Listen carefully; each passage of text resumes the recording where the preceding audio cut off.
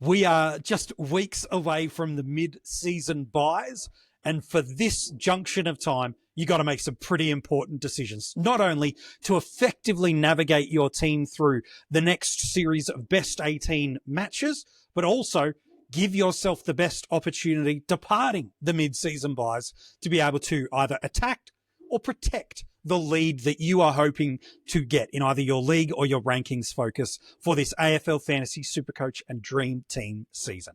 Hey, it's MJ from the Coaches Panel. I hope you're well. On this week's strategy session, we got to talk about the players that are screaming trade me, the players you got to show some patience with. We do need to talk about the mid-season buys. Rookies are getting to challenging places.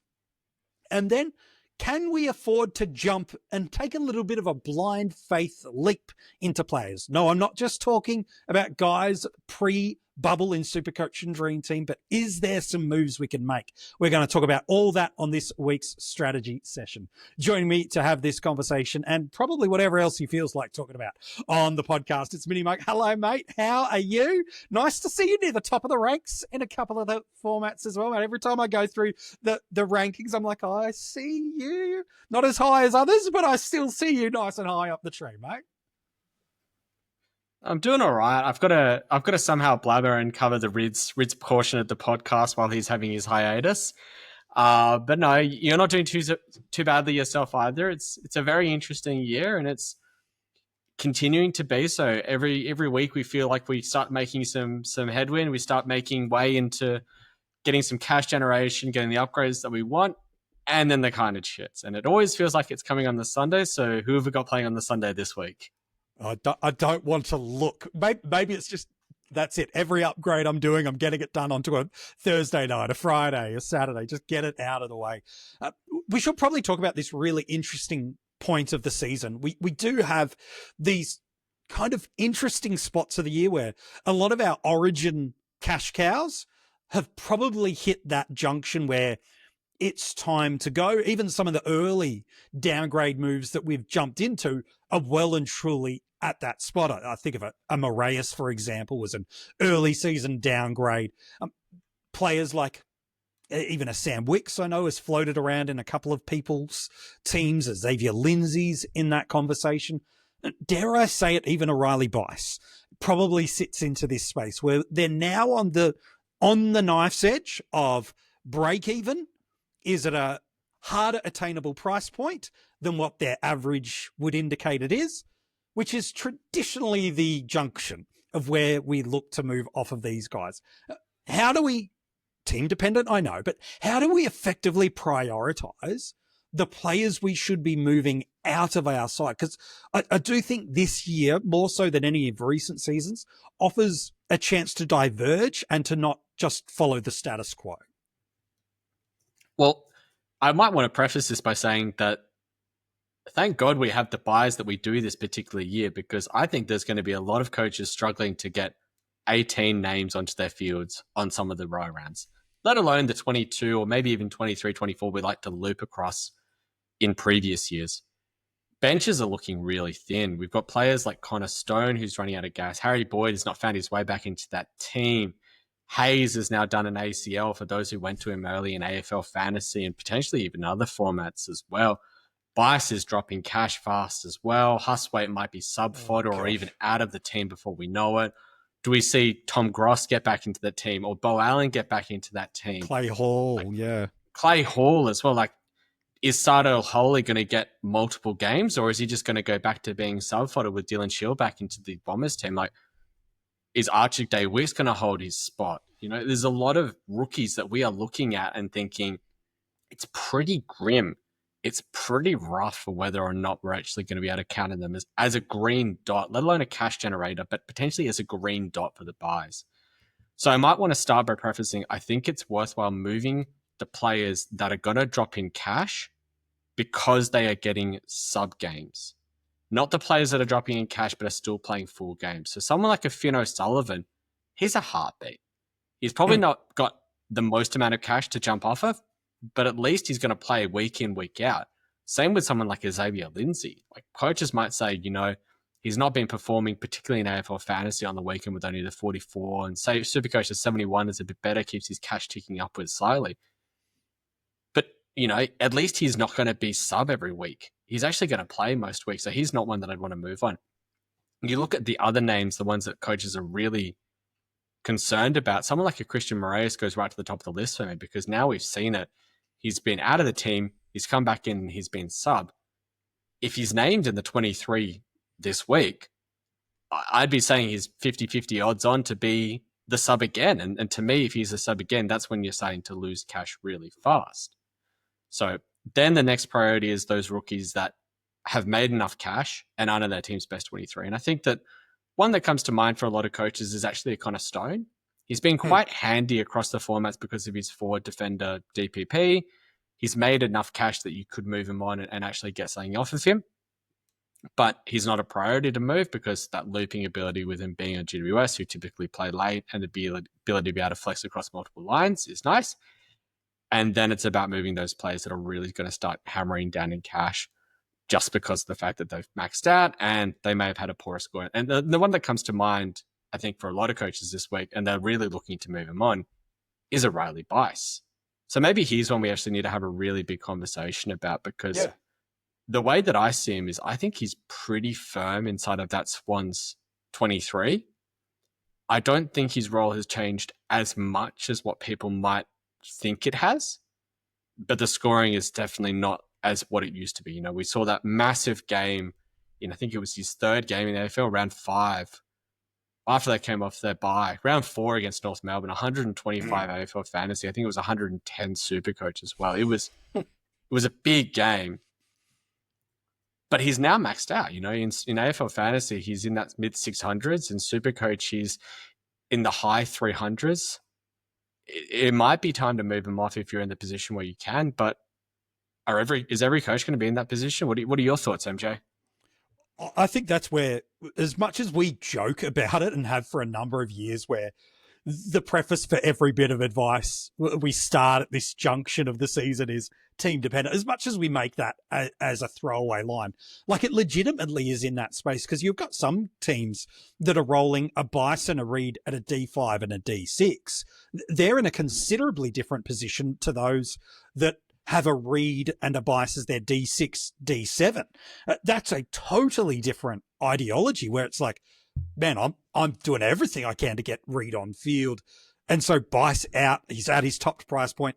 That becomes a high value move for some people, whereas others in their midfield, they're running a Lindsay, they're running a Huswaite, and they're like, that becomes my priority. And so as much as I'd like to move on a Bice, I also don't have the accessibility of movement of players to get the upgrade in the line that I like.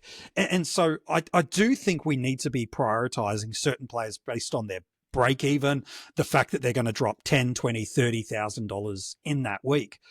But I'm also quite happy to a degree to absorb a little bit of lost cash generation for a week or two to be able to improve my team's on-field performance and bench hygiene at the same time, to be able to set myself up for better success and not just colour good rookie with good job security that feels very free of the green and red vest for the sake of skimping on my bench depth, trying to maximize points, trying to squeeze every cent out. That's where it gets challenging, where you're like, Bice has to, and I'm not saying Bice shouldn't go, by the way, but Bice has to go. I'm going to Assad El Hawley, and that gives me my money to take Lindsay up to a Tom Green. Again, just names, not saying this is the trades people should make. Well, Sard's is likely to be as a vest as anybody, and if you're running that on field, well, you are massively increasing your risk profile and getting rid of a great rookie with scoring pedigree and job security for a guy that is neither of those at this stage in the year. So that's where I think it gets interesting is, yeah, we want to move on these guys at the right price point, but are you adding in a volatile rookie in a spot for a guy that's been safe and secure just to try to get a 1 week hit of an upgrade and must maintain my upgrade cadence?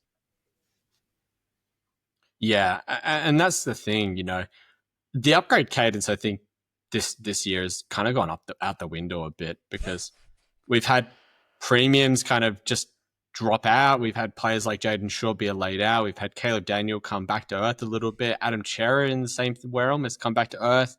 coaches have looked to trade out of Tom DeConing to get onto hot run players like Tristan Cherry, who has well been worth trading into, but it's delayed the ability for coaches to get rookies off field. And granted, that hasn't been dramatic in terms of the effect that it's had, because we've been able to cover them with really good rookies, namely in Zach Reed and Levi Ashcroft. And we've had value players like a Ryan Marrick and even a Caleb Daniel when he started the season quite cheap in SuperCoach and DT. And you could even throw players like a Ned Long into that mix as well, be able to satisfy on-field positions for a significant portion of time. But outside of, I guess at this point in time, Zach Reed and probably Levi Ashcroft, I don't think that there's many rookies that I really want to be trusting on-field week in, week out. If you can loop players like Lindsay, players like, if you've still got him trainer and SuperCoach and DT and AF, players like even Moraes, if he comes back in, I'm not sure that he will, into the 22, I mean, but even someone like a Caden Cleary is still proving that he's in that team's best 23 and has the ability to pop an 80 on any given day because of his ability to tackle and get around the ball. If you can have a look at a couple of those players across lines, like they're just worthwhile hanging on to. Every chance that a Lindsay can pop a 90 odd during the buys, every chance that Trainer can pop a 90 odd during the buys. And these are the players that I don't see really moving too much in their price from where they are at the moment. So I think if you've got them, these are the types of players that are really worthwhile hanging on to, at least until we get to, maybe round 13, round 14, those buys when you can start to get aggressive and really hit those upgrade targets that we're looking for. I love that you're talking about giving ourselves the opportunity to have a fixture look. The one positive of, I think multiple teams have at least 2 red dots. I think that's pretty safe to say. Some might have 3, some might have as many as 4 of those. Like, for example, a Riley Bice is playing on Friday night. You've got a perfect opportunity. If he's not as a part of your upgrade that you want to make as a move, you give yourself the avenue to loophole, see what he does against Carlton. If he pops your marker, okay, great. Pathway, off I go. Connor Stone, you're out. Clay Hall, all right, you're out. No, Will Hayes, you're out. So I think that's a really helpful bit of advice. I think the other dilemma, I've got so many questions here that I want to ask you, is people are looking at these fattened rookies where they're going by Fantasy Football 101, which is buy low, sell high. And so it's all right, you're at the break even is higher than your average. Cull, off you go. But then you've also got these players, and maybe this is the next place that I want to talk to you about, is you've got an Adam Chera and you've got a Caleb Daniel, who over the last couple of weeks now are not quite in the same function that they were. Their team has changed a little bit, where they were both flying out of the gate of the first month, and now things have shifted in that team a little bit. And so how do we make that priority decision? Because Fantasy 101 says get the rookies off field and deal with these other guys as you get there. But how do you make that junction decision to go, you know what, actually Caleb Daniel is more important to move off my team, or an Adam Chera is much more critical, and I'll just absorb the Bice, the Lindsay type rookie score. What are you thinking about as a trade priority there for people? I view Caleb Daniel was probably more of a priority, but I think it's worthwhile talking about these two together because they share a common issue, which isn't just that they aren't scoring as well as what they had. They both had the round 12 bye. Their bye is fast approaching, and if you're looking to jump off of them at their bye, you probably want to jump off of them now, because otherwise you're just locking in another 50 to 100K potentially of price loss. And that is obviously a concern, but I think it's worthwhile adding context to them. Now, Caleb Daniel is an interesting one because we talked about him last week, and I think it's somewhat held that he doesn't quite have the exact same role as what he used to. I think he is having to play a little bit more accountable. They're not trying to give him the ball quite as much, and his scoring is a bit affected by that. He did score reasonably well in the 2 weeks before this week, but this week it was pretty stinky against Brisbane. Down at UTAS, not UTAS, down at Ninja in Hobart from memory. Ninja, that's the one. God, it's a tricky one to remember. It is Richmond this week, which is one of the more friendly matchups for designated kickers in both AFL Fantasy and in SuperCoach. And then it's the pies after that. So are you ready to eat that 50K price loss in the fact that he's got 2 reasonable matchups? I think it's a possibility for you. I think that it's not a definite, but it's definitely a possibility. Chera's been moved around because of injuries during games. And I think this is a really tricky one because we need to see the team sheets from Carlton more than anything, because that'll dictate as to how whether they're wanting to replace like for like, or whether they actually want to move him down back. And this week's CBAs just showed it immensely. I mean, against Geelong, 76%, against Adelaide, 68%, against St Kilda, 29%. Yeah, massive shift.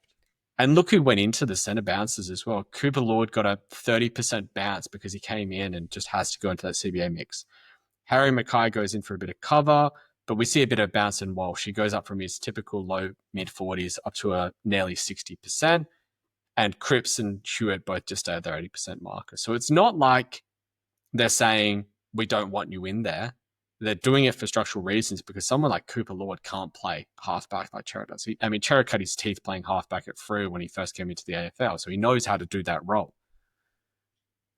The issue for Chera is that he isn't able to accumulate quite as heavily in that role as what he can in the midfield, because he just knows the right spots to find when he is playing in that midfield. And there are a lot of players that do demand that ball for Carlton off that half back line across Hollands, across Sard, across Silvani, even across Haynes now over the last few weeks, who's come into a lot of form. There's just not enough for them to go around. So if team sheets look friendly for Chera, let's say that they replace like for like, then I'd probably say, you know what, I'm happy to hold Chera. A couple of matchups are trickier, but after the buys, they go Essendon, West Coast, North Melbourne. It's 3 fantastic fixtures. If you want to trade them at round 16 with that Port Adelaide matchup, be my guest. Can live it until the round 17 matchup against Collingwood. Also not bad. And then you've got round 18 is against Brisbane, so a bit trickier. But he's one that I would love to hold.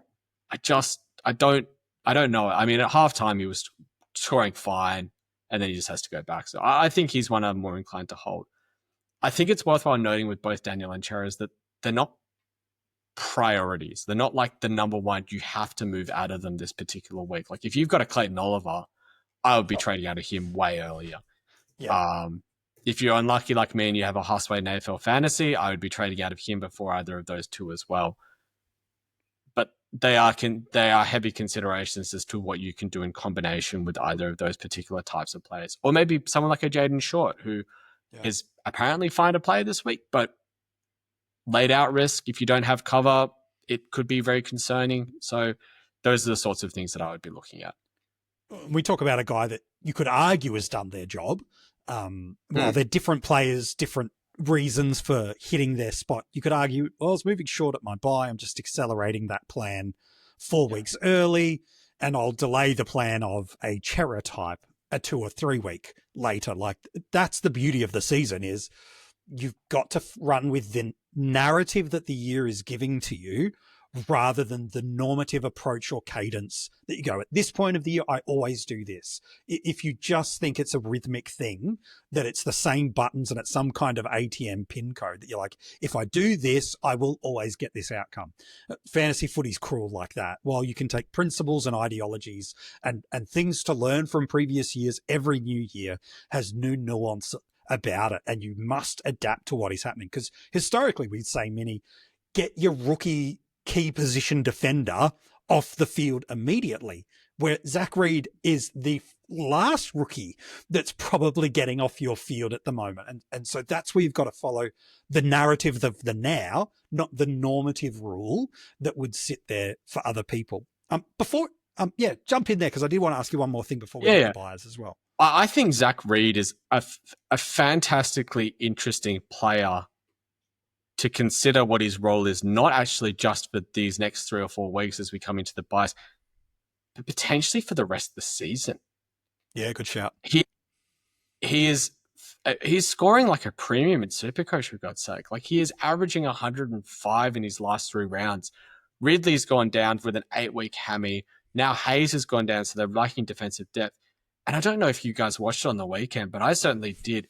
The number of times they look for him to distribute the ball, like they trust him. It's not like he's an 18-year-old kid coming into the season as a key defender. He's been in the system for quite a few years. He just has had rotten luck with injury. But he is looking like an absolute stud of a player. And if he ends up being your D6 in SuperCoach or AFL Fantasy for 6, 7, 8 weeks, I think you're actually going to be in pretty okay shape. Yeah. You could probably put a Ryan Marich in that same level of conversation too in SuperCoach as well. Yes. As what's the value of a trade versus the value of the upgrade of points that you feel like you're going to be making. Like, it's a great conversation. I'm sure we'll have that more and more as the season goes on. One more thing I want to ask you before we hit buys is we talk about these red dots that we've got, and we unfortunately listed a bunch of them through there. The ones that are injured are the ones that are least likely, clearly, of all to come back. And so a Hayes sits in that spot much higher than, say, a Stone, who could be a chance this week, because I didn't think Fonte was great on the weekend, by the way, or a Boyd, for example, who, so they're different types of red dots. I do understand that. And both, there are some that have a little bit of cash on their head, again, using Stone as an illustrative point, and then there are others that have nothing or next to nothing. So again, a Hayes or a Boyd type, again, using names and illustrations more so than anything else. We get to these mid-season buys, and round 12, I think, is probably the most difficult, because you've got the surge of probably haven't addressed your buy structure as much as you'd like. Round 12 is more painful in certain lines than we care to admit. And we have all the red dots and not the volume of trades that we can increase through as the multi-buy rounds go on. So I guess my question is, history would kind of give us a worrying trend to go, oh, I've got a couple of rookies that feel like they could be okay. And I'll use some names for you here. A Sardell Hawley could be okay. A Bo Allen could be okay. A Cooper Simpson could be okay. And the temptation for us can be, at this point of the season, bench hygiene. I've got to get rid of my red dots. I've got to get some green options.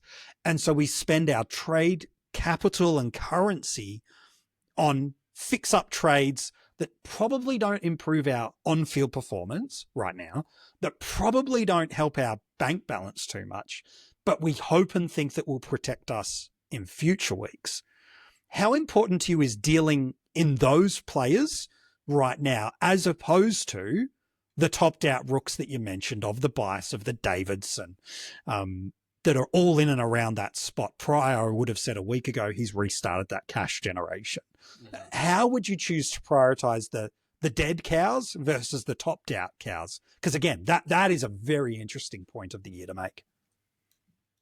I think it's worthwhile mentioning that round 12 buy, because I think it's, as you said, we don't have as many trades going into it. As you go through the buy rounds, you get the access to 3 a week in all of the formats. You got a boost in SuperCoach or DT left. You got access to 4 if you really want to.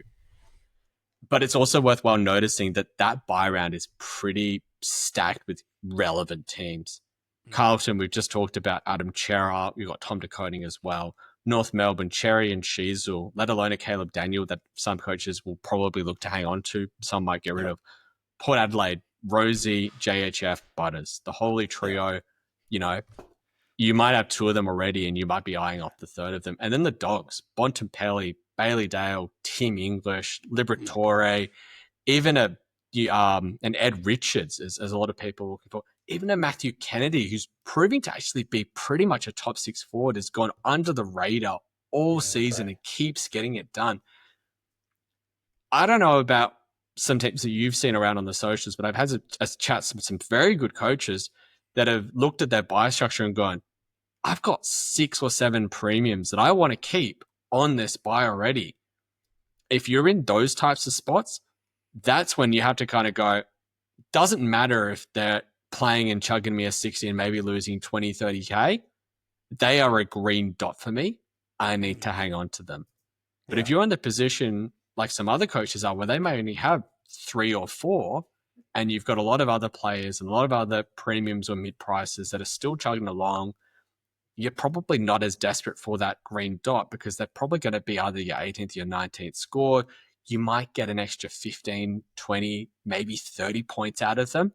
But if you can chug away and get a better upgrade and try and grade to a rookie and make that little bit of extra cash, that's probably the way that I'd look. So really do have a look at your team, have a look at where those players on that round 12 buy are, because that's the one that's going to really hurt teams looking at it at the moment.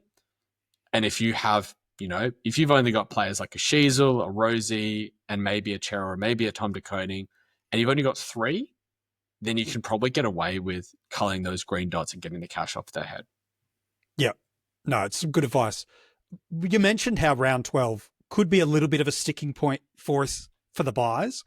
But in round 15, specifically on the buys and in the forward line, I'd like to draw our attention to that specific line again. 22 people on field, or 23 in Dream Team and SuperCoach with Flex, only 18 of them count. But as much as we talk about round 12 being a pain point for the combination of relevant players across all lines and the limited amount of trades, round 15 does present to us, especially in our forward line, an interesting week of decisions to make as well. It really does. And it's primarily because 3 of the most popular forwards, and particularly for coaches that are probably having quite a good season, have gotten onto a Ryan Marek. But Marek, Rankin, and Petrarca all sit on that round 15 buy. And I actually missed it, but I should have mentioned it earlier as well. There's another very relevant forward who sits on that buy that we are probably all licking our lips and waiting for his form to turn around, by the name of Dylan Moore, who's under 400K in SuperCoach. And I think he's close to that 700K mark. He's under 700K in AFL Fantasy. Yeah, it's wild. Like, that's 4 forwards, 3 of them without DPP. Sorry, 3 of them with DPP, 1 of them without, in Dylan Moore being the forward only, that we could potentially have in our teams at that buy. That to me is something that I would be wanting to have a think about how you want to approach it. Now, the way that I'm looking at it is I'm looking at my team across the formats as well. I've got that flexibility to be able to say, you know what, I might upgrade those last few mid spots right at the end, and I can hide away a Christian Petrarca. I can hide away a Ryan Marek in my midfield for that round and cover them with midfield rookies instead of having to run the 2 dead spots in my forward line. That might be the way that I would be looking at it. And so if you're running 3 out of those 4 and you're eyeing off a Dylan Moore, potentially go to 4, have a look at what your upgrade targets are for the next few weeks and whether you're going to have those midfield slots or that DPP available to you to be able to say, I can actually get away with this and not feel like I'm running donuts. Yeah, it's good advice. This is the time of year where we're kind of hoping a couple of rookies emerge for us. We thought 2 weeks ago as a community, the cavalry had arrived when Hugh Boxall debuts and does well. He's since probably moved from a supreme confident downgrade option that we had 2 weeks ago now to, I think coaches are genuinely worried he's on the ledges of best 23. And if he's there, he almost feels certain to the vest. And even worse than that, because he is on the bubble this week in SuperCoach and Dream Team, it's the last game of the round. And so there are no parachutes should you get stuck in that spot. We thought Bo Allen was going to be amazing. I still think he's going to be fine. In terms of job security, scoring, I have greater concerns, but at least in getting opportunities to play, I think he's going to get 10 to 12 games for the rest of the year. Suspension and injury pending, obviously. So looking down the corridor of time, it doesn't feel amazing. Josh Smiley feels like the only rookie before the mid-season draft hits that we have some confidence like a Bo Allen is going to get a good shake as the year goes on. But it is hard because we do, to the top of the podcast conversation, we've got the Davidson, we've got the Bice, we've got these players, the Lindsays, the ready to go, Cleary basically ready to go. We've got these guys are at the tipping point, but it just feels like we don't have those avenues to get. How do you balance that junction of the year? Because we do have low to no options, and it's on the low, clearly not no. We've got fattened rooks. We've got mid-price guys that have topped out and done their role, and we've got buys.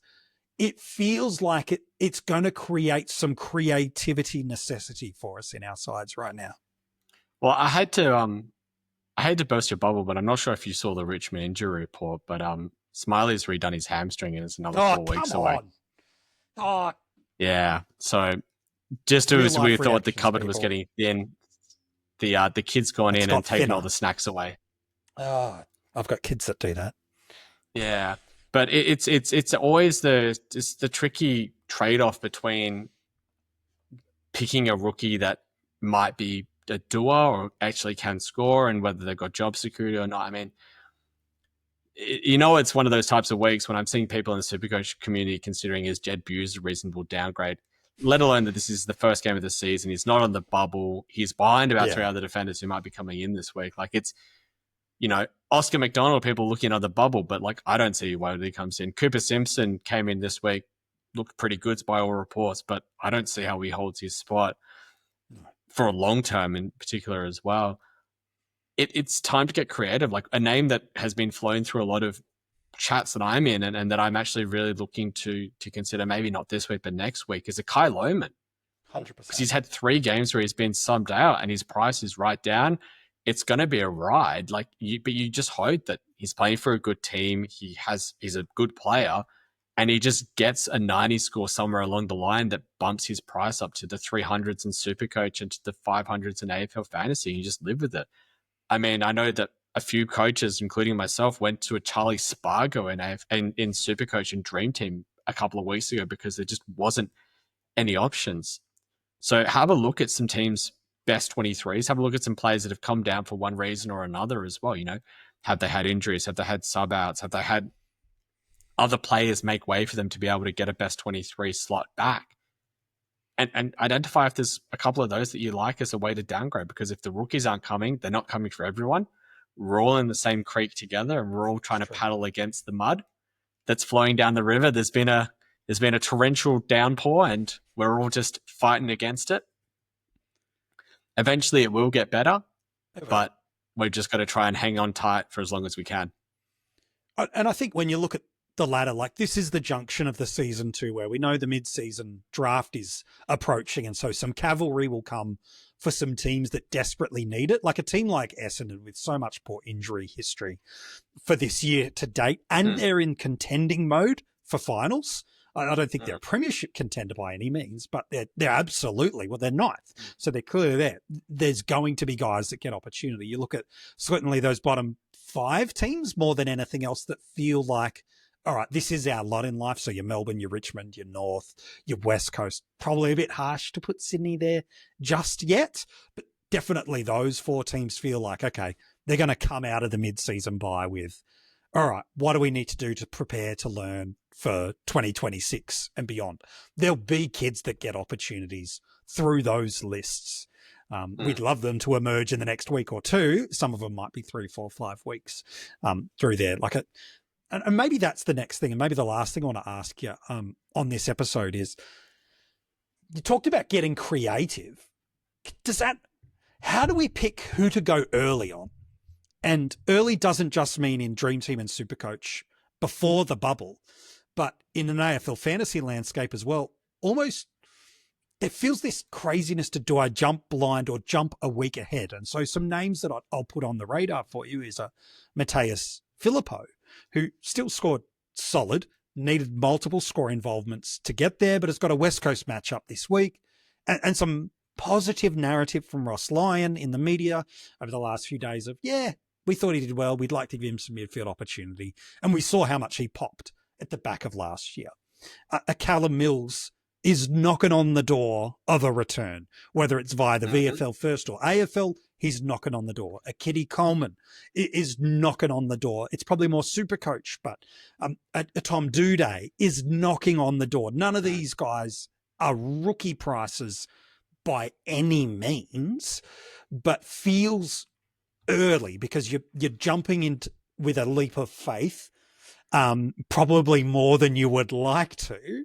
But as we've talked about, with some cash generation and some upgrade challenges to go there, alongside a decreasing number of SuperCoach and Dream Team trades, and a need to get an extra premium on field if you want to have a completed team, it feels like we might need to at least consider that. What's your take on some of these going early and early arrival players that we should either look at, cancel out, or maybe be prepared to take a leap of faith on?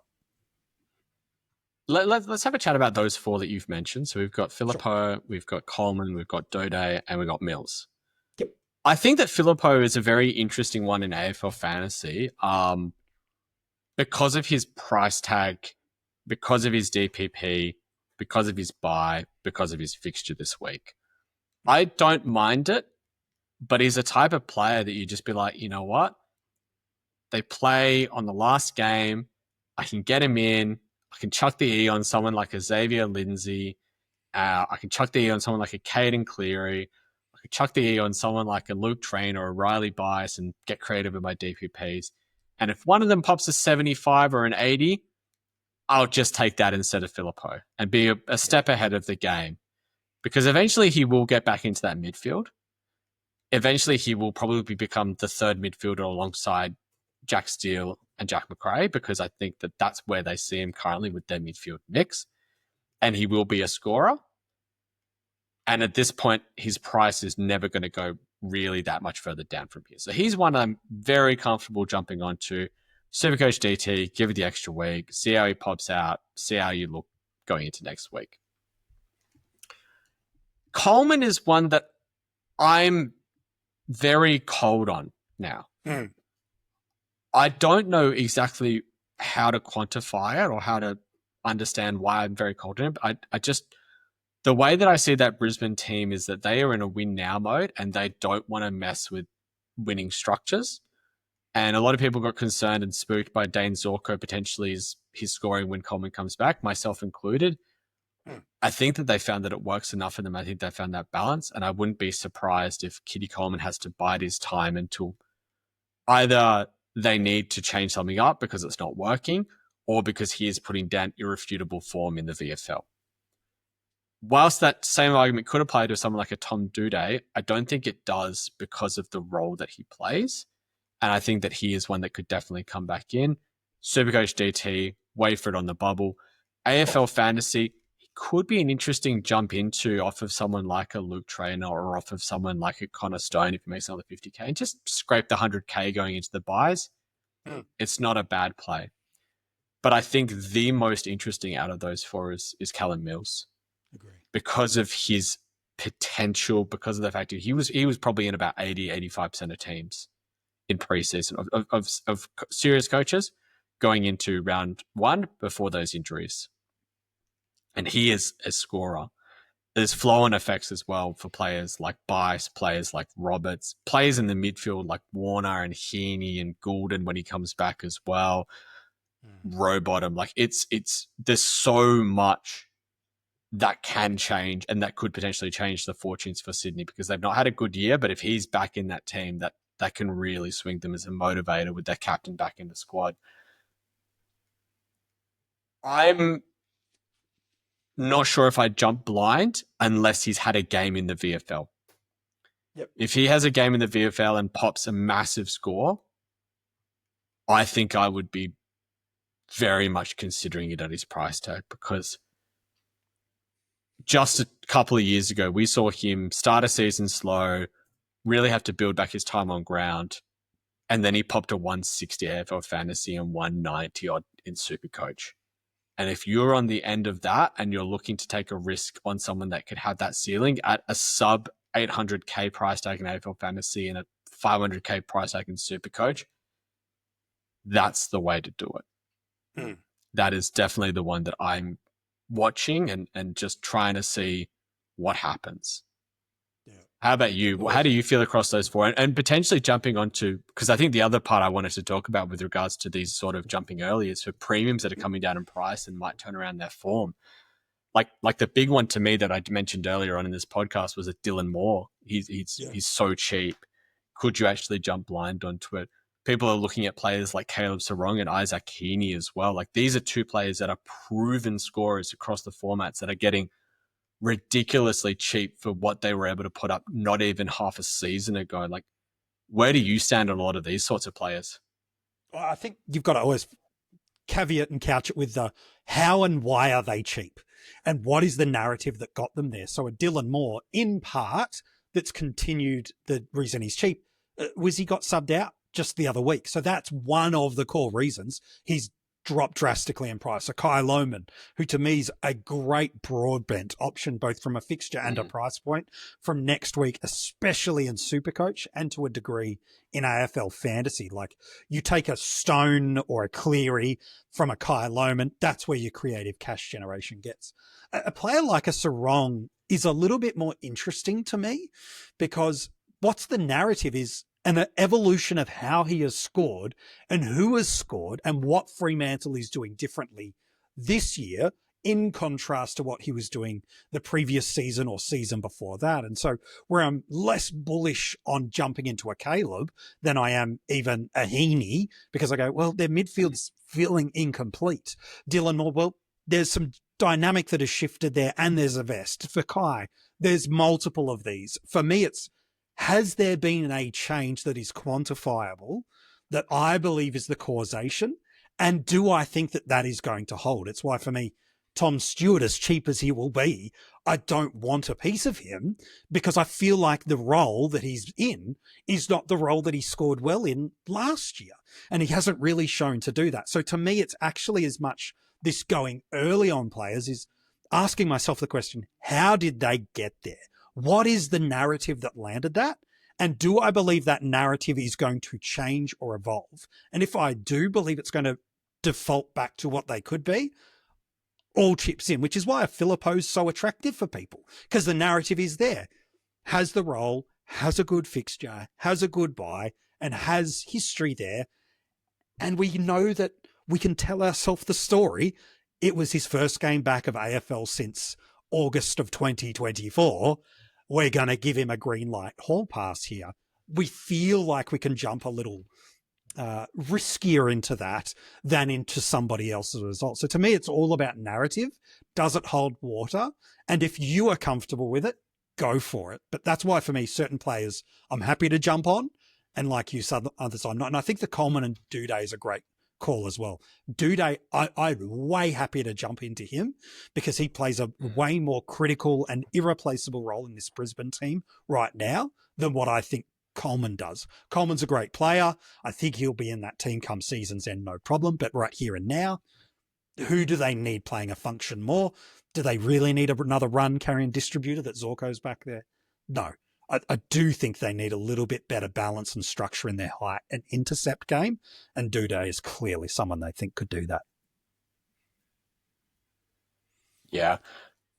If you want to get really creative, really look at DFS and just look at runs, because it matters a huge amount what players are coming into just as much as their form.